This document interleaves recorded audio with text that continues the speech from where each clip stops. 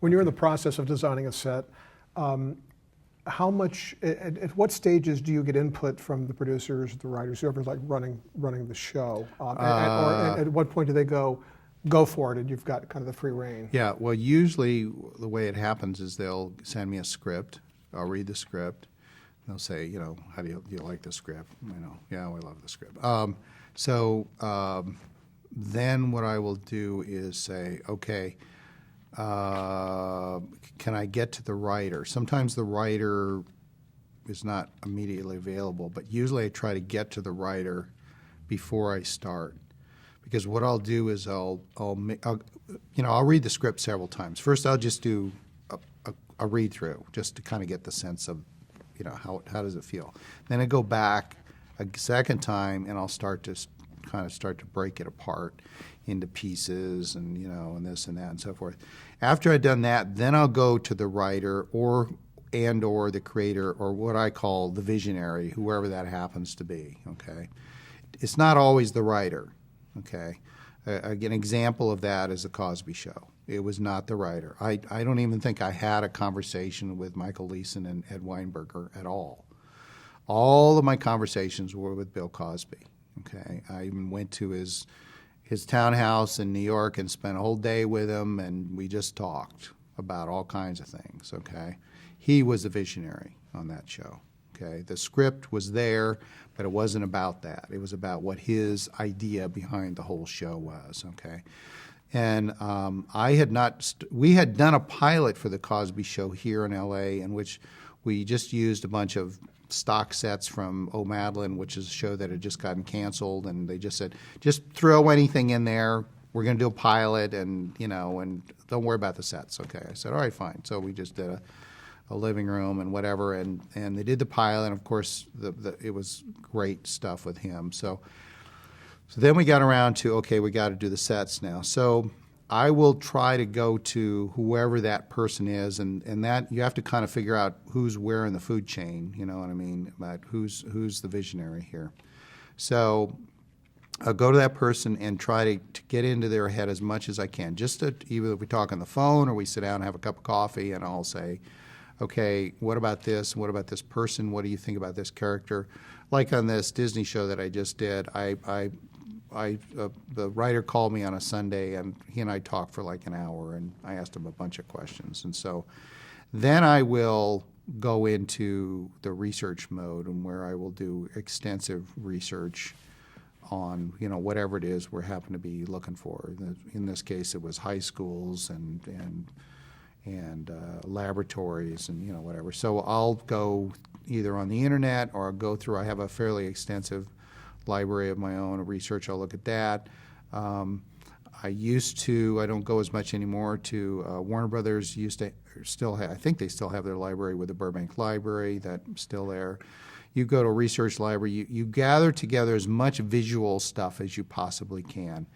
And then you just kind of sits there for an hour, a day, 2 days, whatever, and you think about it. And then usually the process is I carry a little sketchbook around with me, and I'll just start making little thumbnails, scratches or sketches and whatever.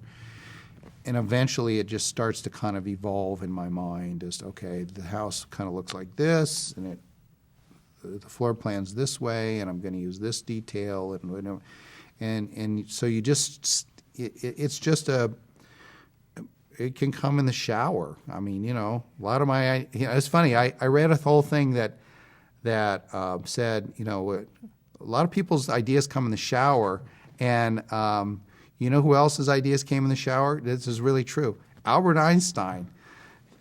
And I guess like Steven Spielberg's ideas came while he was driving on the freeway. I guess when you do like a repetitive activity, that's when a lot of your ideas come to you. Because I always wondered, why did it always come to me in the shower? You know, it was very funny. But also, it's very, I mean, there's nothing to distract you. Exactly. It's like you're just taking a shower, and there's and so you have, your mind has a tendency to open up, and you're not thinking about, you know, whatever it is you're doing. So eventually those concepts start to come, and then you start to just kind of sketch them out, and, you know, make little as I say, little thumbnails, small sketches. And then what I'll do is I'll sit down and kind of start to do a basic floor plan of the way that I think that this environment's going to look. From there, it evolves into, it used to evolve into models, but anymore now I do computer rendering, which is pretty nice because I can literally build stuff in the computer and change it in 3D in a matter of seconds and just say, okay, no, that wall looks too big, move that over, you know. And then so now what I do is I do computer renderings, and which is nice because you can email those, you can send them to half the world. I mean, you know, a model takes time and, you know, and is a physical thing. I mean, I used to ship these models. I used to ship Bill Cosby models across country and say, what do you think, Bill? And he'd call me on the phone and we'd talk. But it was much easier if you have a rendering now that you can do it in a matter of, you know, a few hours. So, and then you go to the kind of, once you talk to the visionary, then you put together this kind of the pitch, you know, for the network or whoever the, you know, whoever's running the show. You put together this presentation. I don't think you do it quite as much as they used to, but about 4 or 5 years ago, I think it was NBC or ABC did a pilot, and they didn't do what they call the tone presentation or whatever now they call it. And I guess they walked in there on the sets, and it was like nothing like what they expected at all. So then all of a sudden ABC puts out this kind of dictum, well, now we have to have a tone thing. So it literally was a dog and pony show. I mean, they got the costume designer in there with costumes. They got me, and it's really pretty funny. They got the producer in there, and they had music, and we had to rehearse it. And it was like, oh, please, you know, and so we would go in there, and they'd have music playing, and we'd put these boards up and everything. It was like a little show that we were putting on for the network. And it isn't quite that expensive anymore. I just go in and kind of show them the renderings and say, here's what I'm thinking, and here's the colors, and this is the ideas. I show them my research, you know, and I kind of do my own little kind of dog and pony show and show them what I'm going to do, and then it moves on from there, you know. And then there might be discussions of we like it, or no, can you change this, or, you know, whatever. How did you come to work for Whit Thomas Harris? Whit Thomas Harris, I worked when I was working for Ed Stevenson. Whit Thomas Harris, I'm trying to think of I guess Soap was the first. I'm trying to think, did he do anything before that? I think Soap was the first show they did, and that was their big deal. And you know, Ed was kind of widely known as the kind of on the A list of the multi-camera designers then. So they hired him to do Soap, and that was a challenging show. You know, there was a lot of scenery on that show, lots of sets, and again, it was a bit controversial at the time. You know, how many sets on an average show would you say? Usually about 12 to 14. Wow. And that was a half hour. Half hour, yeah. And they wanted, in those days, they wanted those sets. They were insistent that the audience see the sets. So what we would do is we would put the sets on giant wagons and literally roll them around, and push one in, shoot it, push it off, and the lights and everything went with the set, and they would push it off, and then they'd bring another one in, because they were very aware that the audience had to see what was going on. You know, nowadays you can put sets that the audience can't see at all in a part of the stage that they have no access to, and they have to look up and look at the monitors to see it. But in those days, that was a no-no. They didn't want that. How closely did you work with creators Susan Harris and also with Tony Thomas and Paul Whit? Did they all have like separate roles? Well, I mean, they mostly work with Ed, and then, you know, they would talk to him about what they wanted. Then Ed would come to me and say, "Okay, we're going to do this," and then he would do little sketches for me and hand them to me, and then I would, you know, turn them into to drawings and get them built and dressed, and, you know, it was a big show in those days. You know, 12 or 14 sets a week. That was a lot for then. We weren't used to that many. We were used to, 1 or 2, but not 12 or 14. It was a lot. How is the soap spinoff Benson different from soap and from a set standpoint? It kind of stayed in the governor's mansion because he was kind of ran it. So it kind of had a tendency to kind of stay there. It wasn't all over the place. Like, soap was about 2 families and they were all over hell and gone. They were going every place. But Benson kind of stayed within the world of the governor's world because that's where he was running that thing. So it stayed in his mansion and his kitchen and, kind of the areas that Benson kind of hung out in. So it was a little more contained than soap was. Soap was out there. Tell me about the transition from being an assistant to getting your first art director credit, and what was that on? The transition came when I had been getting art direction credit on a show with B. Arthur called Amanda's by the Sea, which was the Americanization of Fawlty Towers with B. Arthur in it. And I was called by Karen Mandebach, who was Carsey Warner was just starting. They were brand new. Marcy Carsey and Tom Werner were both network executives who started their own company. And they were doing a pilot with Madeline Kahn called Oh Madeline. Okay.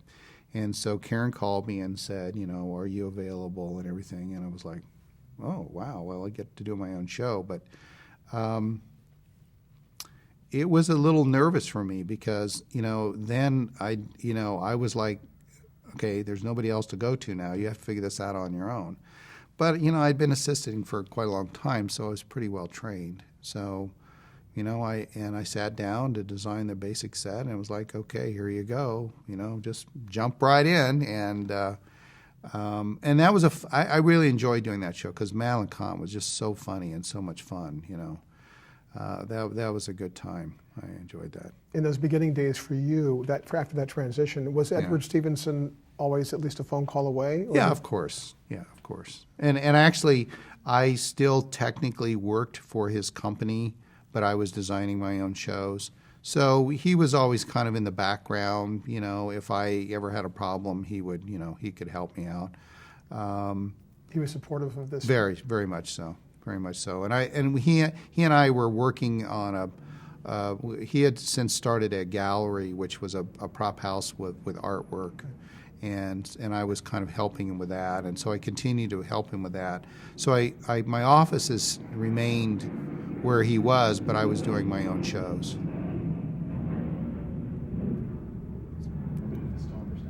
That was very loud.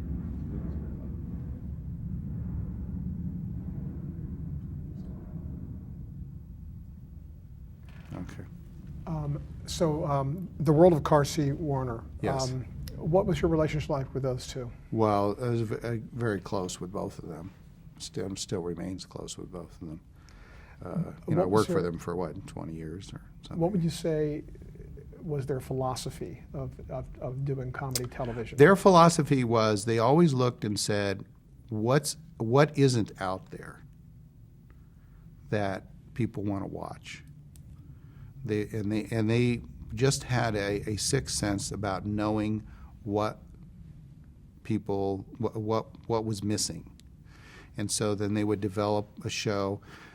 And I think also their philosophy was about rather than taking a script, okay, which seems to be the philosophy now. We'll go write a script and then we'll cast it. They went the other way. They would go find a funny person and write it around them, okay? They did that with Roseanne. They did it with Cosby. They did it with Brett Butler. They did it with Sybil.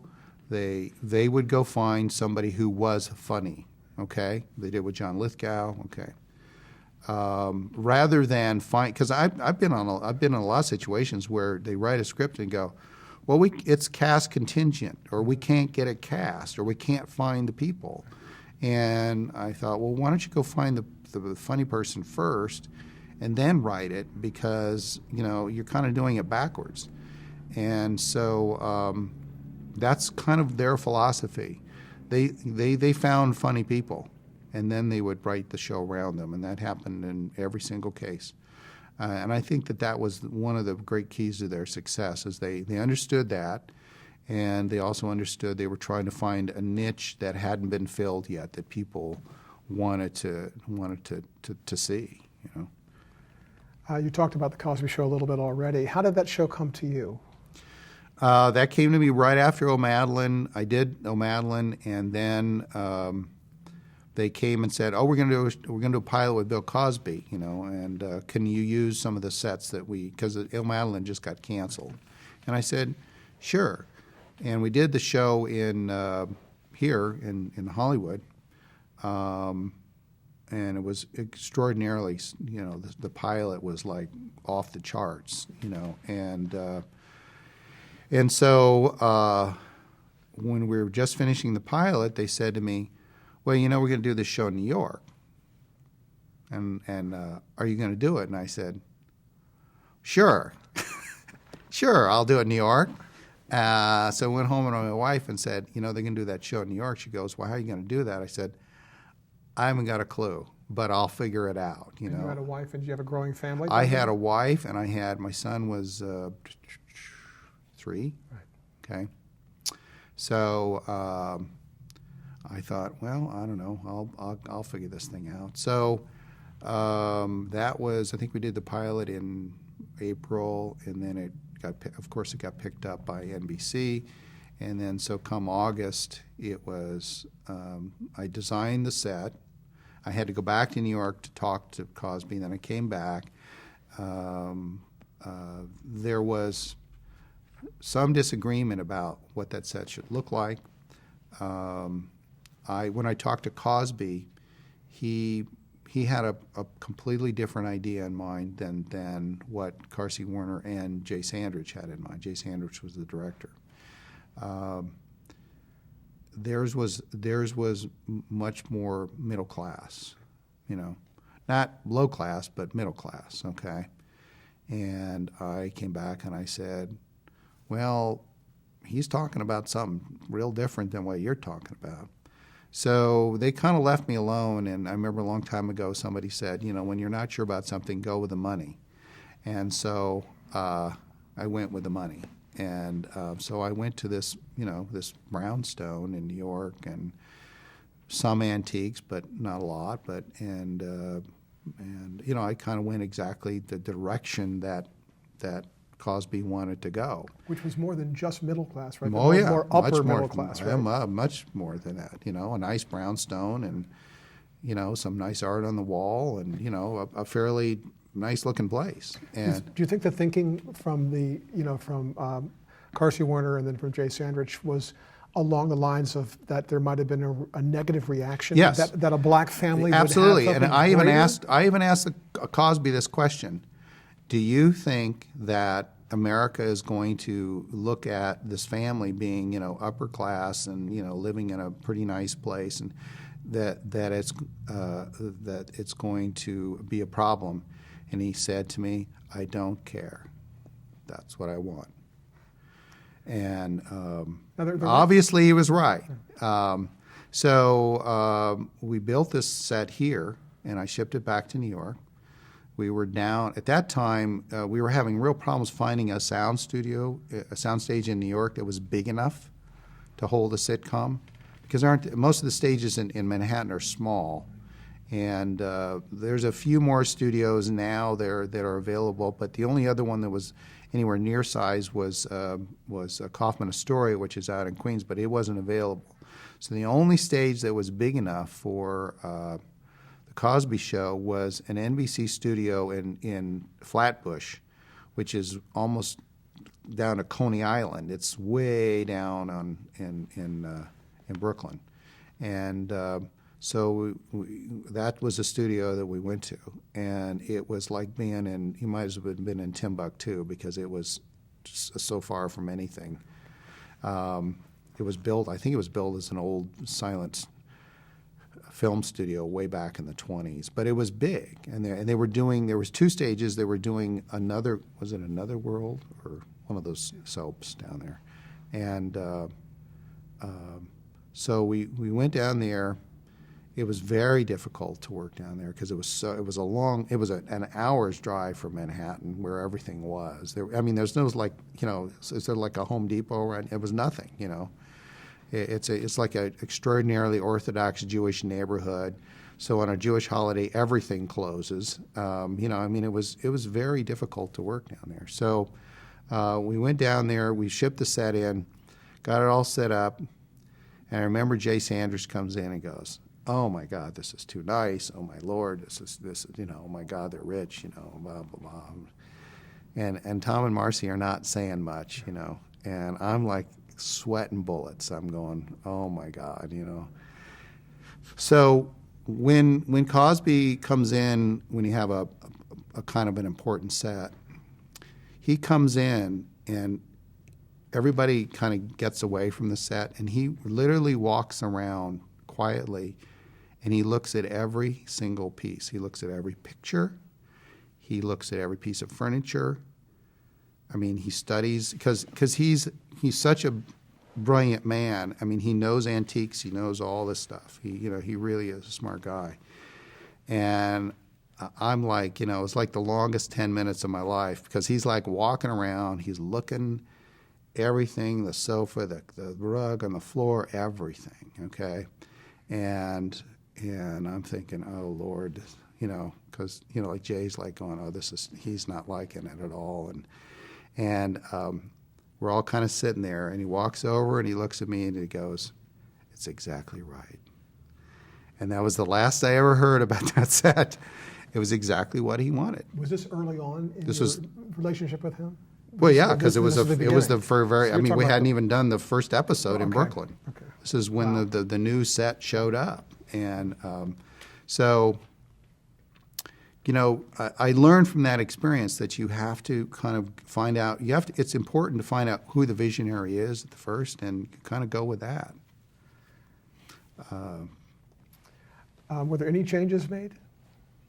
The only changes that were really made was the artwork on the wall, because I had selected kind of somewhat generic art, and Bill was very much in favor of putting up young, struggling black artists, their work.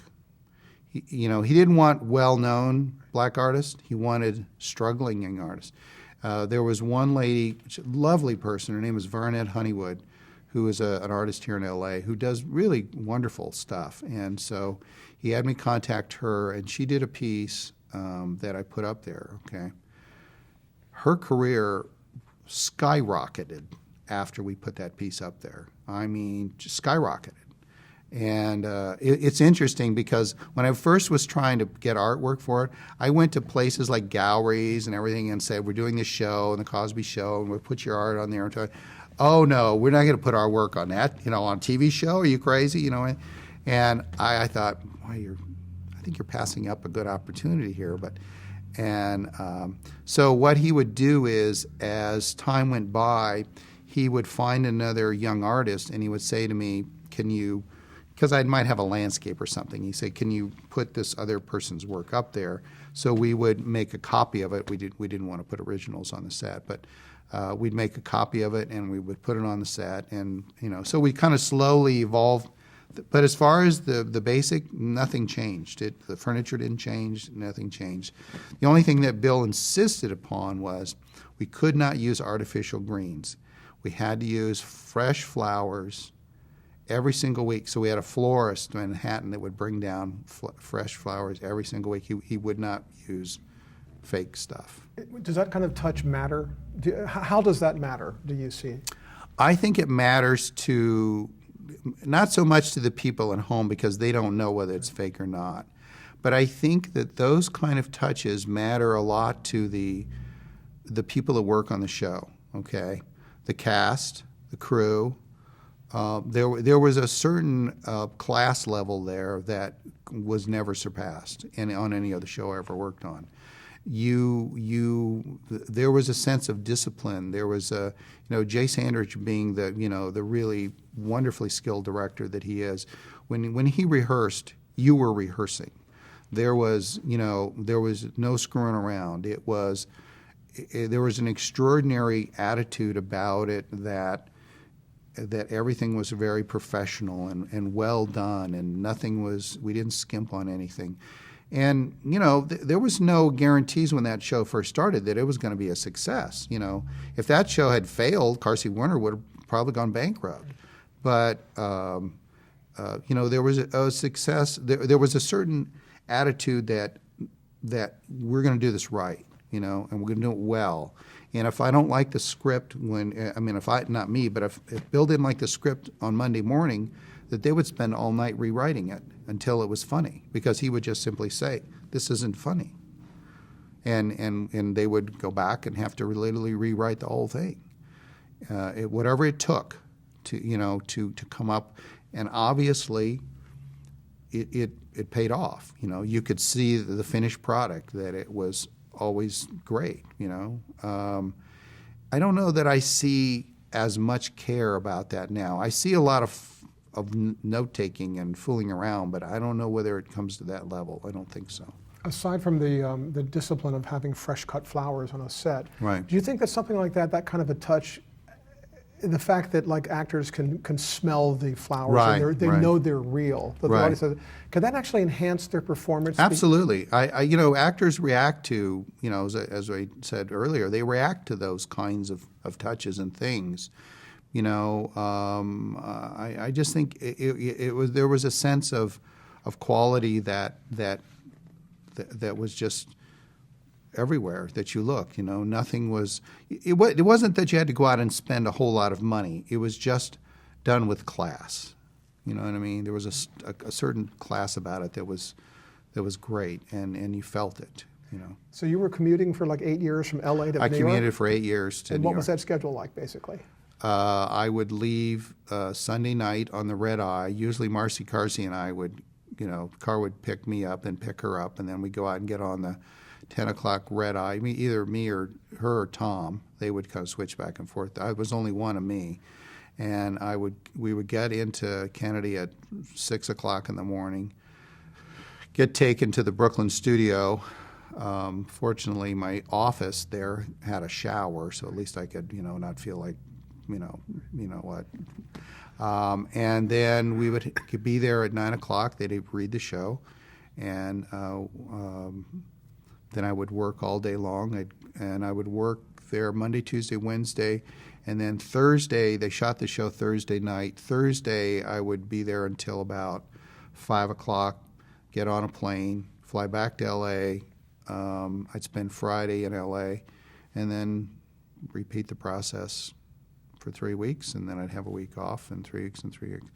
I frankly, I wasn't sure where I was most of the time. I was on an airplane somewhere, Was there any sense during that first season, especially early on, that not just the Cosby Show would be like this tremendous hit, but it would be almost like the savior of the sitcom? Because at that point, everyone had said the sitcom was dead. I think when you first started, no, because everybody said, "Oh, sitcoms are dead."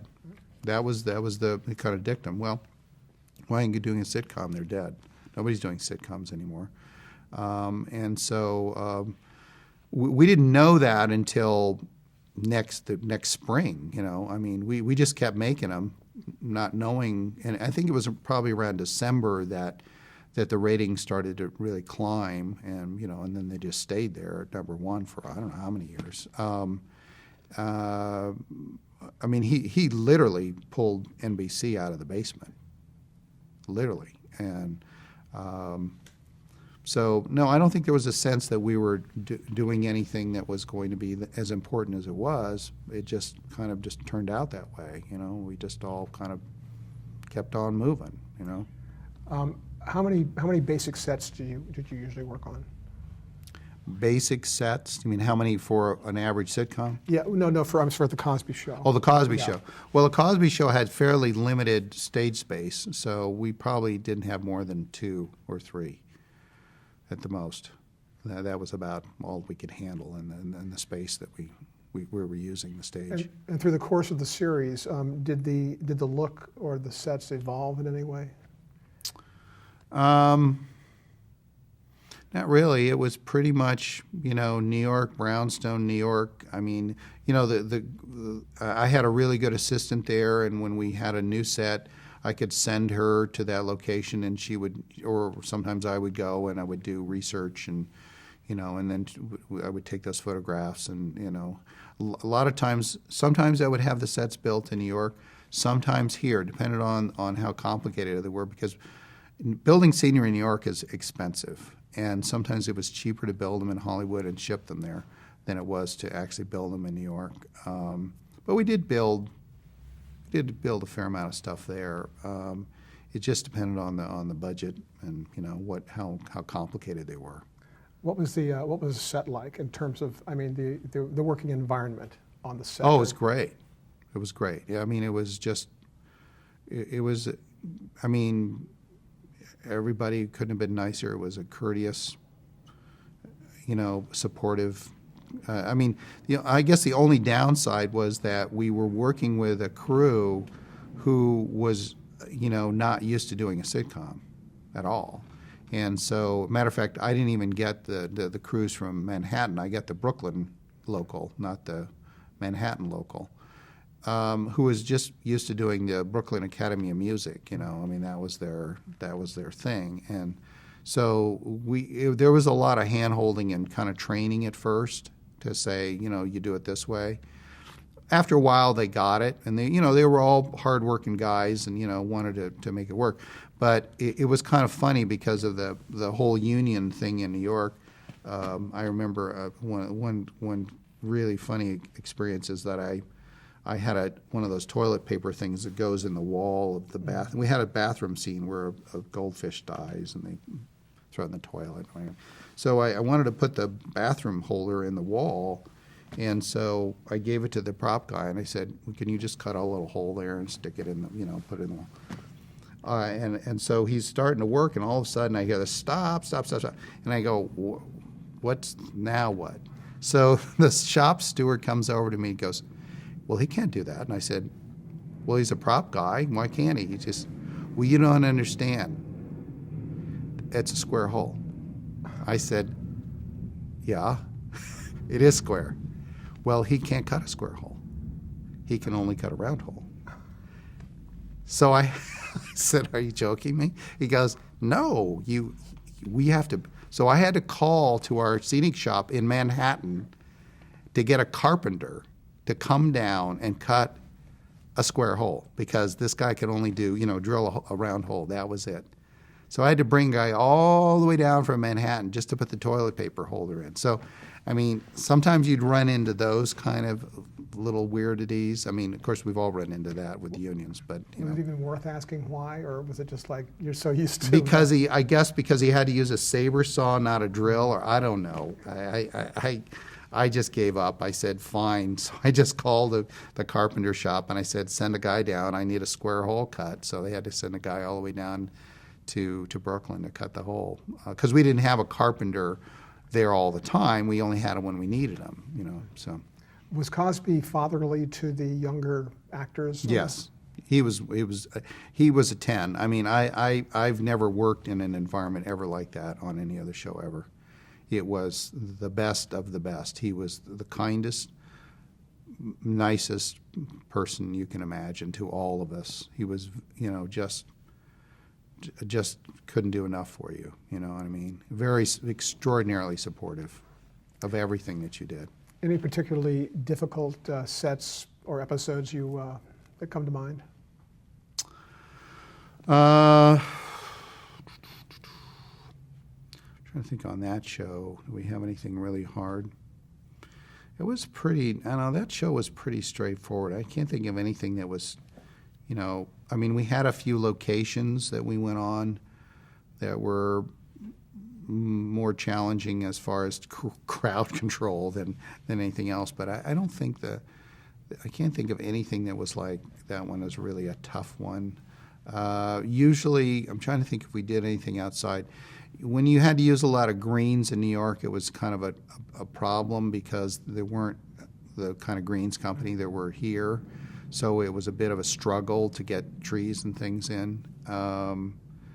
And so those could become problematic, but I don't think we did that many outside sets. It was mostly, that show stayed pretty much in their environment or in their bedrooms or in his office or, something that it was fairly reasonable. I can't think of anything that was really. Oh, we did do one thing that was outside of the brownstone at Christmas time, and it had snow and stuff like that, but that wasn't that hard. Compared to these other shows, it was fairly easy. So. Any favorite episodes that you particularly enjoyed? I think it's actually funny because I saw a clip the other day. They had a thing on people's most favorite living rooms and on TV, and that was one of them. And they had a clip, and it was from a show they did. It was where they had a Thanksgiving dinner, and it was all about fixing the dinner, and they ran out of stuff, and they sent him out in like a driving rainstorm to get, cranberry sauce or something. And it was, I watched it again, and it was so funny. I mean, I just laughed through the whole thing. It was hysterical. But, they were just funny, good feeling shows. They weren't filled with toilet humor. They didn't have to resort to that. Bill knows how to be funny without going to that point. I mean, it was just funny stuff about how we live, about a family and the stuff you go through. That's why it was so popular. So. Was the Cosby Show, was that a collaborative process for you? Well, mostly it was a collaborative process with Bill Cosby and Jay Sandridge. Those were the two key people. Tom and Marcy were there, and they were certainly consulted, and we talked to them, and they saw everything was going on, but it was mainly, when I would work out a set, I would go and talk with Jay about it. He would discuss with me any directorial problems, and then I would show it to Bill, and then Tom and Marcy. But it was, and Bill would kind of say, well, can you do this? Or it was funny because, the other day when Lena Horne died, she was on the show one time, and he was so fussy about her set. The pictures, everything had to be exactly right on the nose. Matter of fact, when she was there, he gave her his dressing room because he said, no, she has to have the best, It was an interesting. I remember that. It was such an interesting episode. I mean, every single little detail on her set had to be perfect, right on the nose, because he had such enormous respect for her. So. What was the budget as the Cosby Show became a huge hit? Did the budget change, or did it? Not really. No, it pretty much stayed in a normal sitcom budget. They didn't get as excited if you went a little over. Everybody can get all crazy and say, well, we don't have the money or whatever. So, but it stayed about the same. I had a relationship with a scenic shop there in New York that took very good care of the show.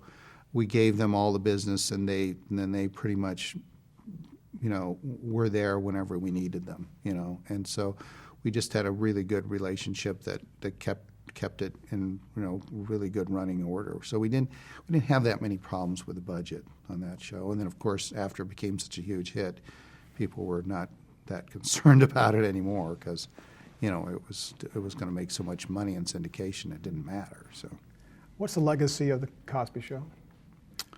I think the legacy of the Cosby Show is, I think, what that lady from South Africa told me. It's that people didn't think that black people could live that way, and that it raised it to a whole new level, and that their perception of how black families lived changed enormously.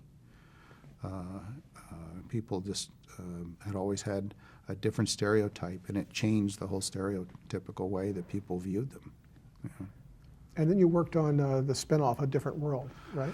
A Different World, which was done here in Hollywood.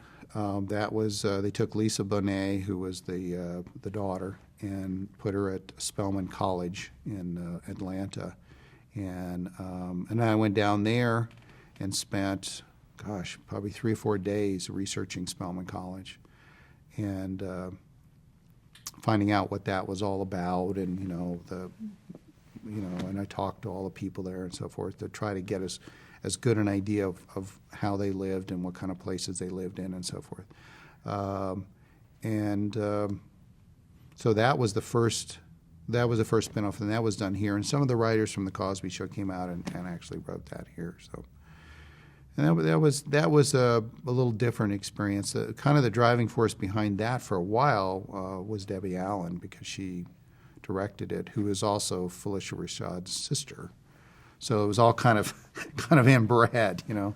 Right. Yeah. What was the vision for that show, and did it change?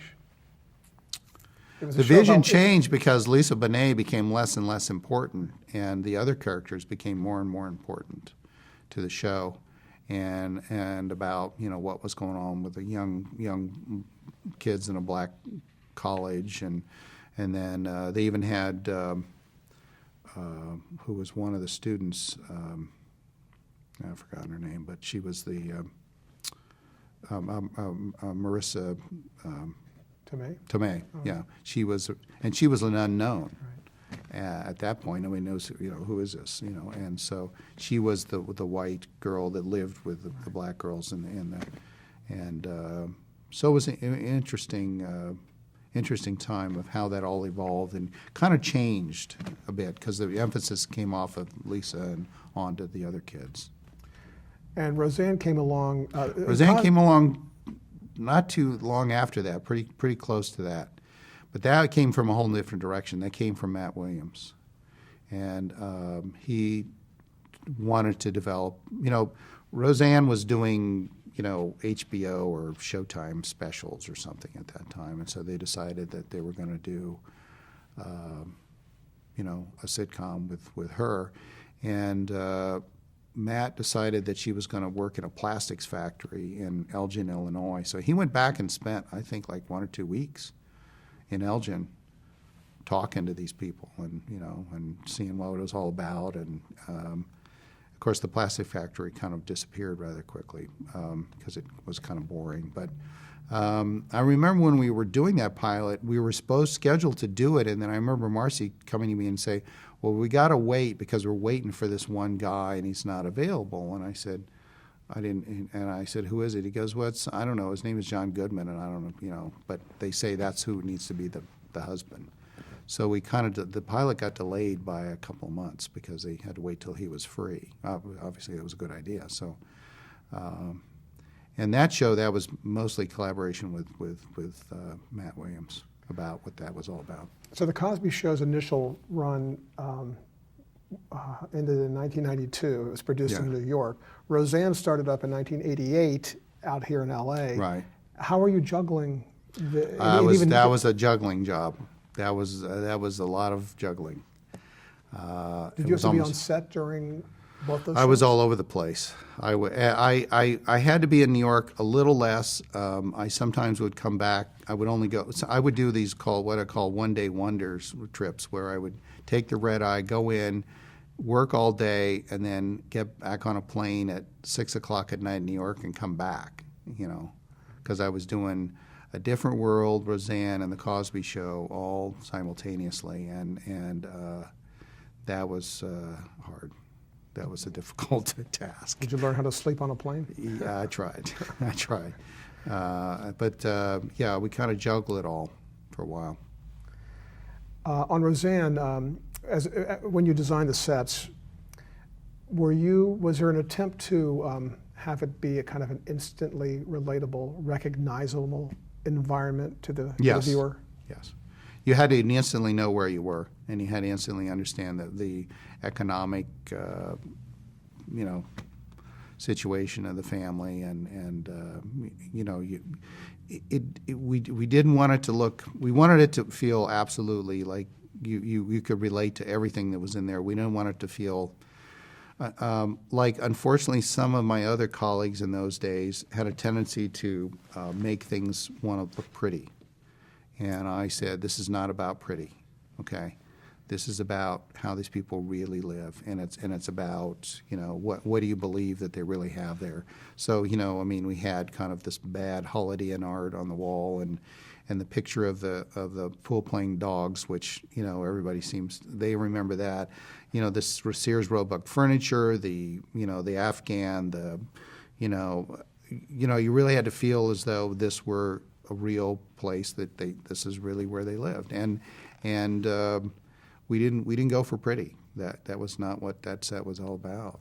It's not about pretty. So is there a difference between, I guess maybe you could call it realistic tacky versus TV tacky? I'm thinking TV tacky might mean where it is prettied up, but it's like you're watching it going, well, this is a TV show. Right. What kinds of things would you do, aside from the Afghan, to make it feel like a real kind of a...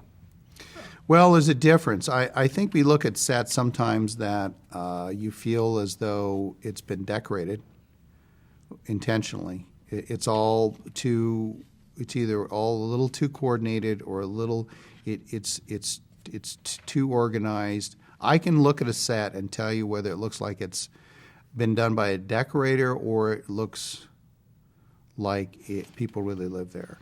And you really have to look at the layering. You have to look at sometimes it doesn't matter, but most of the time I'm a stickler about, I look at that and say to the decorator, I don't believe that. I don't believe they would have that. I don't feel, that doesn't feel right in this room. And, you know, and again, the decorators that are always the best ones are ones that come from a theatrical background. The ones that come from the interior decorating background are not as successful because they always think that you look at a set and say, oh, this has to look great, or the decorator has failed, okay? See, that's not true with a set, as far as I'm concerned. You failed if the audience doesn't believe it. Okay, if the audience looks at it and go, oh, that's just set decorating, or that's just, you know, that's a TV show, TV sitcom look, I don't believe it. I have to really honestly believe that those characters do live there, and that every single item that's in there is chosen carefully so that it doesn't look like it's just filling up space for some strange reason. That it is something that relates to their characters. Or is, you know, or it's there just for color or whatever. It has to support the play, as so to speak, and I think that might be, you know, part of the reason that some of my work is more successful is because I really believe in that. I'm not there just to make it look pretty, you know. It's not about that. In the case of Roseanne, explain how the sets contributed to that show being like the most watched show in America at that time. Well, that is America. I mean, the Cosby Show was what black people were surprised that you know, that people could live like that. When they looked at Roseanne, that is America. You go and look at people's houses, and I had plenty of pictures of people's houses, and you know, that is the way it looks. It you know, I mean, it's kind of random stuff. Not everybody has these, you know, picture perfect, you know, everything coordinated kind of stuff.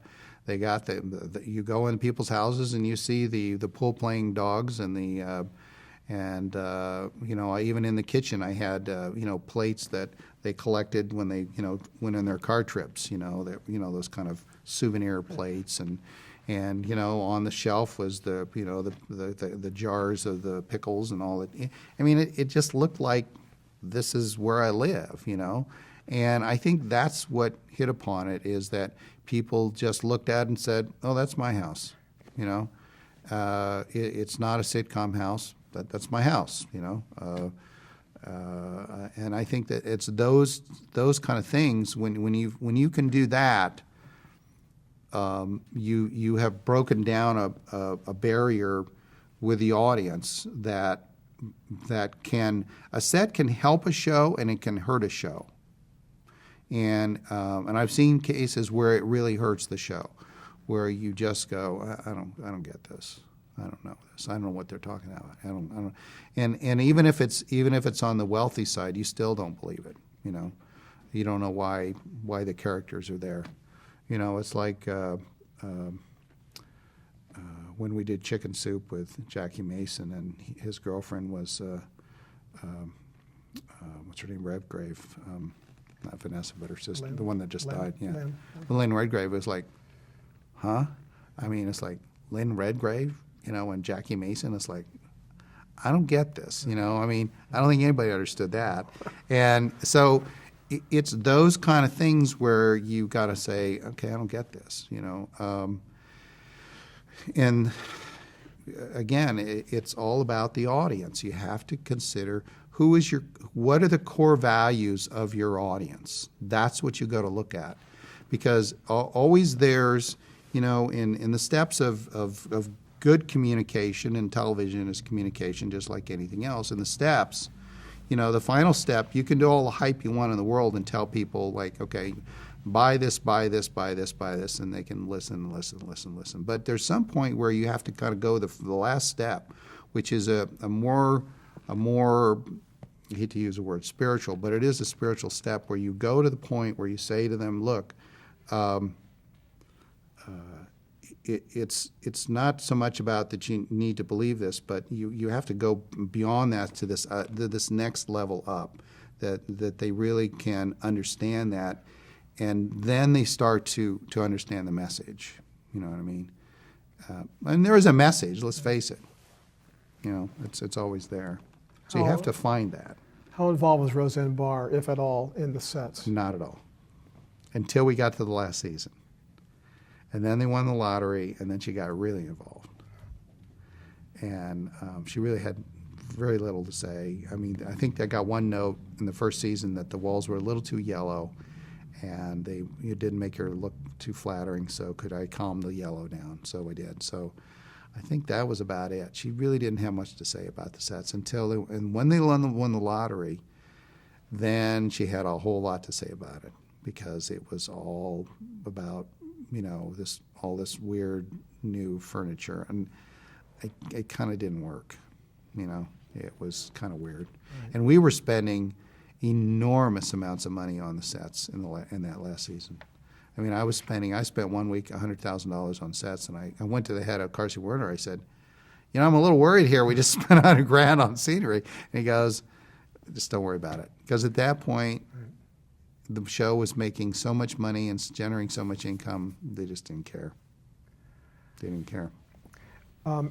Aside from the Afghan, were there any other key props or sets that you heard about from the audience, they wrote about, any favorite things that they kind of keyed in on?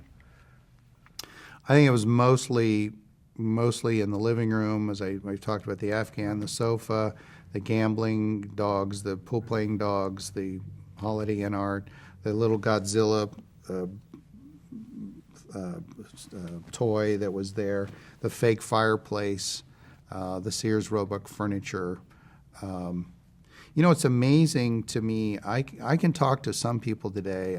I've gone back to Indiana a couple of times, and people find out about Roseanne. And I talked to one woman who could describe literally every single prop on that set, and I was like, wow. I mean, she knew every single little prop, and she'd go, well, what about this and that? You know, and it's like, wow, you really know this set, don't you? It's amazing what little details people look at and pay attention to. There's a grandfather clock on the Cosby Show that was missing a little tiny finial, and I got a letter that said, you know, the finial's missing on the grandfather clock, and I was like, wow, people really pay attention to, you know, those little tiny detail things, you know. It was widely known that there were a lot of conflicts involving Roseanne, yes, with the producers and maybe almost anybody right, on the set. Right. How did that affect you personally, and how did it affect like the cast and crew? The morale and everything? I just kind of stayed out of the line of fire. I learned to just kind of do my job. Good morning, how are you? And that was it, and move on. Don't get too involved with what's going on stage. Kind of stay clear of it. I mean, we had, you know, public fights, and I mean, not I mean, just yelling matches and things. She and Tom Arnold would get into it, and you just learn to just stay out of the way. Because I think we had a new showrunner, I think, every season. And I think we must have gone through every writer in Hollywood. I mean, literally. I mean, we had just every writer was kind of revolving door. They went through there.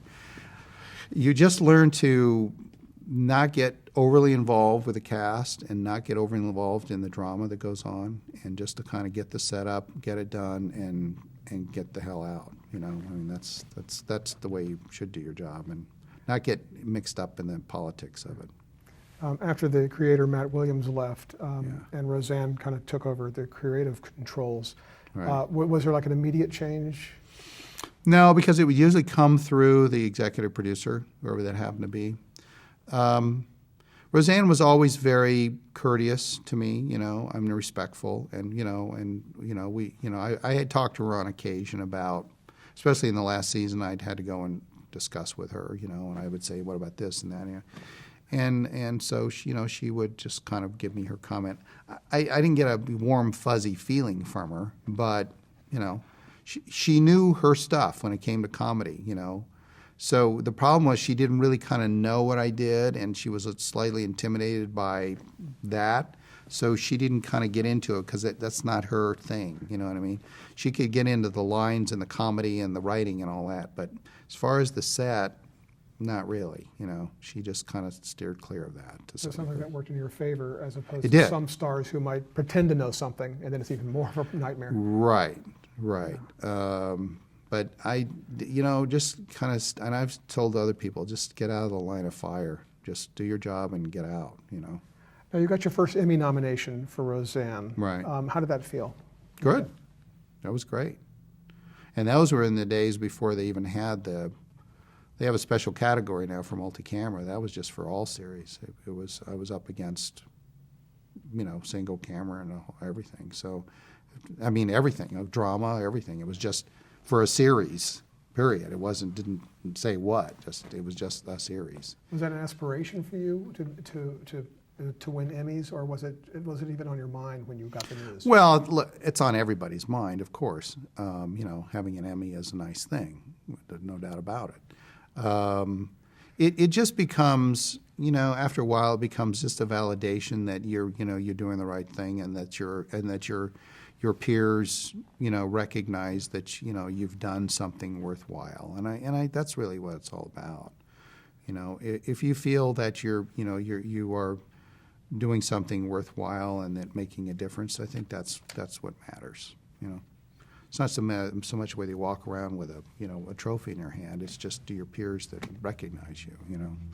Were you with Roseanne for the entire 8 seasons? I was. I think I was the only person that didn't get fired off the show. Did your role change, or was it pretty steady? No, it was pretty steady through the whole thing. Yeah, it kept. As I say, I just stayed out of the way on that show. I mean, the producers changed, the line producer changed, everybody changed. The directors were changing all the time. There